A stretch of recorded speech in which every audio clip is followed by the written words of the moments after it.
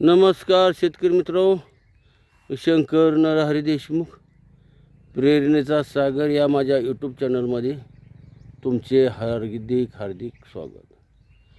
शेतकरी मित्रांनो, आजचा टॉपिक आहे कल्टार. आंब्याला कल्टार आता द्यावे लागेल आणि कल्टार द्यायचे तर कसं द्यावं ही फार महत्त्वाचं आहे. कल्टार देऊन जर वाया गेलं तर त्याचा काहीही उपयोग नाही.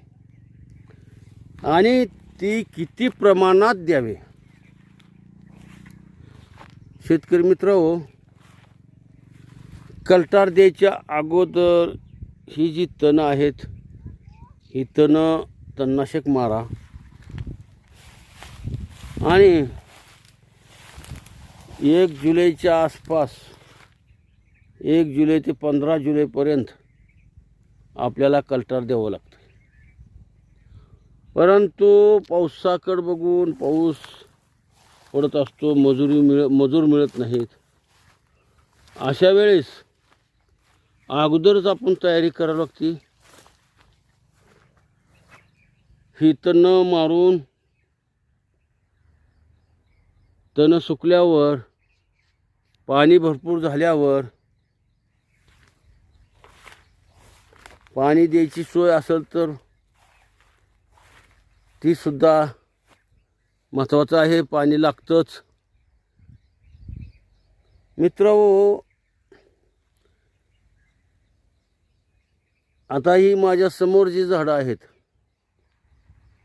खूप मोठी आहेत आणि प्रत्येकाला वाटतं की कल्टार नेमकं किती द्यावं.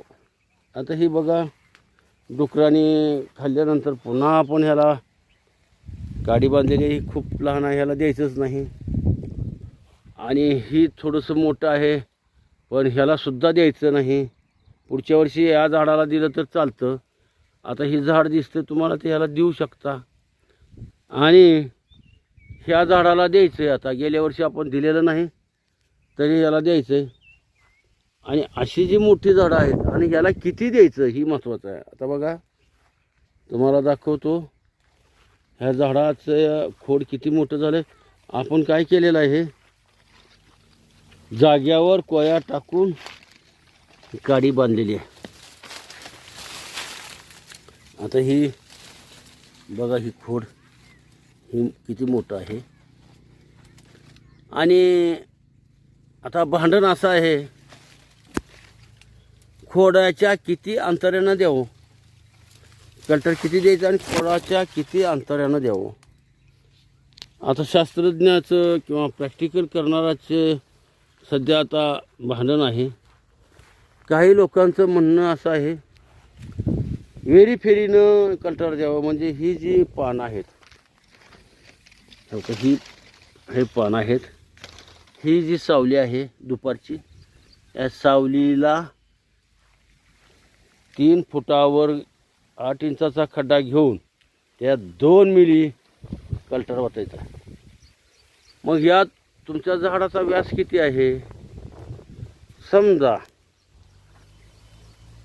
व्यास आहे 30 फूट,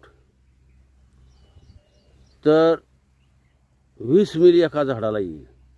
तर 5 बाय 5 जर समजा तुमच्या झाडाचा व्यास असेल 20 फूट, समजा 5 20 फूट, तर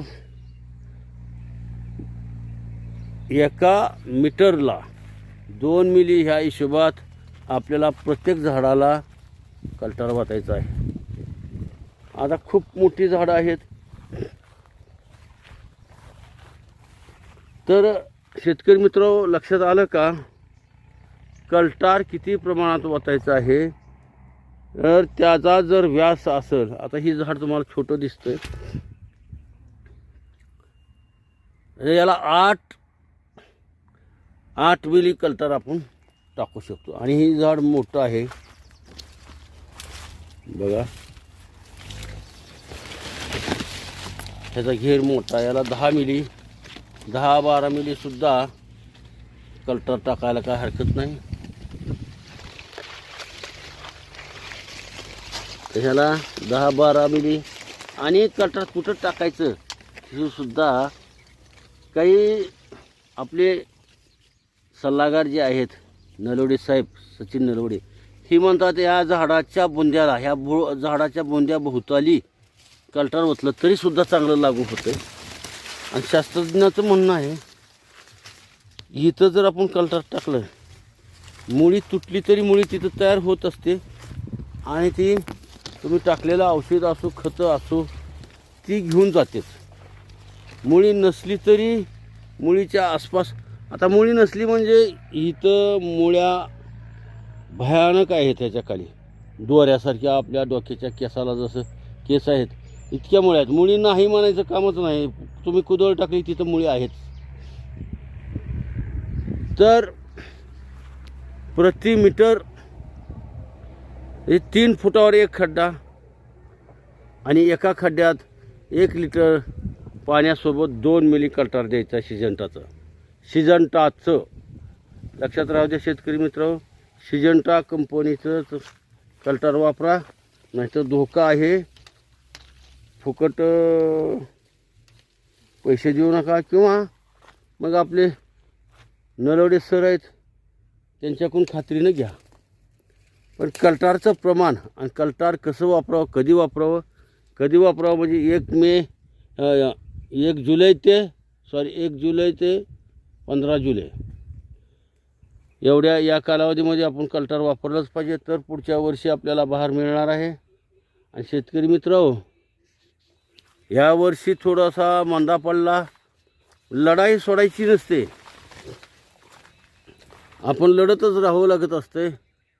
यावेळेस जरी आपण समजा पराजित झालो तर पुढच्या लढाईत मात्र आपण नक्कीच विजयी होऊ. अनुभव हीच प्रशिक्षण असतं, अनुभव हीच शिक्षण किंवा ट्रेनिंग असते. यावर्षीची ट्रेनिंग पुढच्या वर्षी नक्कीच तुम्हाला कामाला येईल. थँक्यू. आजचा विषय एवढाच होता. आज आपण इथेच थांबू. तुम्हाला जर व्हिडिओ आवडला शेतकरी मित्रांनो, तो लाईक करा, शेअर करा आणि सबस्क्राईब करा. थँक्यू.